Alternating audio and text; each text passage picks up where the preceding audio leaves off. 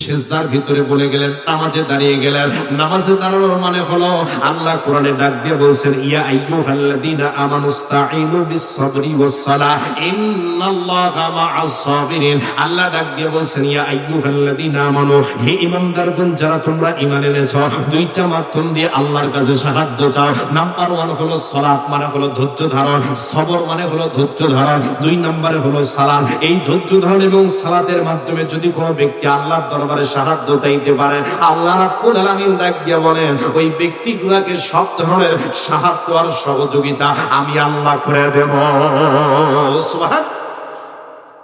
আমার ভাইরা বিপদে পড়েছেন, হতাশার ভিতরে পড়েছেন, দুর্দশার ভিতরে পড়েছেন, হতাশ হওয়ার কিছু নাই। আপনি সিজদা বাড়ায়া দিয়া দেন, আল্লাহর দরবারে সিজদা দেন, আল্লাহ রাব্বুল আলামিন আপনার সব বিপদগুলো দূর করবে। কিন্তু বর্তমান সমাজের ভিতরে মানুষ যখন বিপদে পড়ে, বিপদে পড়ার পর পরে প্রথম যে কাজটা সেইটা হলো নামাজকে ভুলে যায়। কথা বলেন না কেন আপনারা? আমার ভাইরা, এই জন্য নামাজকে ভুলে যাওয়া যাবে না। বর্তমান সমাজে যুবক যারা ভাইরা আছে, এই যুবক ভাইরা কিন্তু অনেকেই নামাজ পড়তে চায় না। আর এই যুবক ভাইদের কিন্তু কষ্টেরও শেষ নাই। আপনি ফেসবুকের ভিতরে চলে যাবেন, এই যুবকদের কষ্টের স্ট্যাটাস আর কষ্টের স্টোরি দেখে এমন ভাবে এদের কষ্ট, একজন 70 বছরের বৃদ্ধের যে কষ্ট নাই, একজন যুবকের এখন বর্তমানে সেই কষ্ট। কথা কন না কি আপনারা? শুধুমাত্র তাই নয়, যুবকদের একটা ট্রেন্ডিং হয়ে গেছে, সেইটা হলো পরনে পোশাক থাক বা না থাক, পেটে ভাত থাক বা না থাক, হাতে একটা মোবাইল থাকা লাগবে। কথা কন না কি আপনারা? মোবাইল যদি না থাকে, ওই যুবকের স্ট্যাটাস বজায় থাকে না।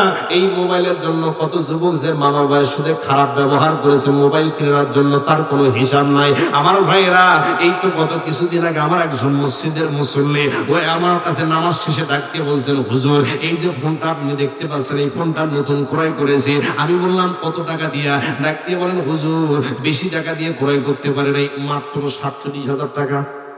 কয় টাকা? মাত্র 47,000 টাকা। আমি মনে মনে চিন্তা করলাম, আল্লাহ, সারা বাংলাদেশ ওয়াজ করি, অক্টোবরের 15 তারিখ থেকে একটা নামাজ করা শুরু করেছি।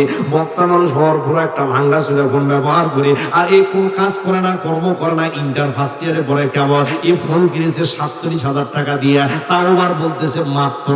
আমি জিজ্ঞেস করলাম, ফোনকে কিনে দিল? তোমার বাবা কিনে দিয়েছে? বলেন না। কে কিনে দিল? হুজুর ডাক দিয়ে বলেন, হুজুর ওই লজ্জার শরমের কথা আমাকে বলেন না। বলে, বলো কিভাবে ফোন কিনলা? ও ডাক দিয়ে বলেন, হুজুর আমি 1 দিন নয় 2 দিন নয়, দীর্ঘ 3টা মাস আমি সাইটে গিয়েছিলাম। সাইট পর্যন্ত আপনারা, মানে যেখানে গেলে রডের কাজ করা লাগে, হেলপারি করা লাগে, ইটুবাল লাগে, বালু তুলতে হয়। এইবার ডাক দিয়ে বলেন, হুজুর 1 নয় 2 নয়, দীর্ঘ 3টা মাস আমি সাইটের ভিতরে কাজ করেছি। খাওয়ার থাকা আমাদের যত টাকা ছিল সব টাকা নিয়ে এসেছি। এরপরও দেখি 5-7 হাজার টাকা কম পড়ে, নারীর কাছ থেকে জোর করে নিয়েছি। হুজুর নেওয়ার পরে এই আপডেট ফোন 47,000 টাকা দিয়ে কিনেছি। আমি ডাক দিয়ে বললাম, বাবা তুমি তো ওয়াজের কাজ করছো, কিসের কাজ? এখন আমি চিন্তা করলাম, আল্লাহ, এই পরে হলো কেবল ইন্টার ফার্স্ট ইয়ারের এত দামি ফোনের কি কাজ? পরে গবেষণা করে দেখলাম আর ফোনের 2টা কাজ হতে পারে। একটা হলো গেমস খেলা, ওই যে পাবজি যা আছে গুলি টুলি মেরে শেষ করে দিয়ে দেয়, এই পাবজি খেলা। হয়তো তারপরে যদি এটাও না হয়, আর একটা কাজ হতে পারে, সুন্দর করে ফেসবুকে সুন্দর করে ফিল্টার মারবে আর ছবি তুলবে, ওই ছবি ফেসবুকের ভিতরে আপলোড করে দিয়ে দিবে। ওর চিন্তা ভাবনা হলো যত সুন্দর সুন্দর ফিল্টার মারা ছবি ছাড়তে পারবো, কত আমার ফ্যান ফলোয়ার বেড়ে যাবে। আর যত ফ্যান ফলোয়ার বেড়ে যাবে, ওর ভেতর থেকে যদি একটা মেয়ের সাথে কোনোভাবে লাইন একটু হয়ে যায়, এই হয়ে যাওয়ার পরে 1 বছর 2 বছর ঠিক মতো ধুমধারাক্কা রিলেশন চলে। এই 2 বছর আর 1 বছর পরে যখন মেয়ের বিয়ে হয়ে যায়, এই ছেঁকা খায়া বেকা খায়া ফেসবুকে পোস্ট দেয়। আজও মনের মানুষ পাইলাম না। কথা বল নাকি আপনারা? আমার ভাইরা, শুধুমাত্র তাই না, আপনাদের নৌকাতে আসার সময় তোমার বাড়িতে ওঠার পরে ফেসবুক স্ক্রল করতেছি, আমার বাড়ির পাশে এক ছেলে, ছোট্ট ছেলে, ও ফেসবুকের ভিতরে ক্যাপশন লিখেছে, কি জানি একটা ক্যাপশন লিখলো। ক্যাপশনটা লিখেছে এমন, ও লিখেছে যে যদি তোমাকে ভুলে যাওয়া সহজ হতো, তাহলে আমার মাথার মধ্যে নিউরনেরা সময় আর অসময়ে হরতাল শুরু করতো না। আমি চিন্তা করলাম, আল্লাহ, এই বয়সের মাথার মধ্যে যদি হরতাল আর ধর্মঘট মানব বন্ধন চলে, এই বেঁচে আছে কেমনে? কথা কন নাকি আপনারা?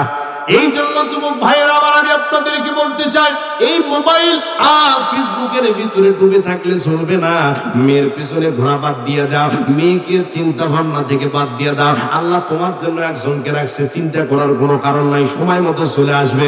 মেয়ের পিছনে ঘোরা বাদ দিয়ে নিজের পিছনে ঘোরো।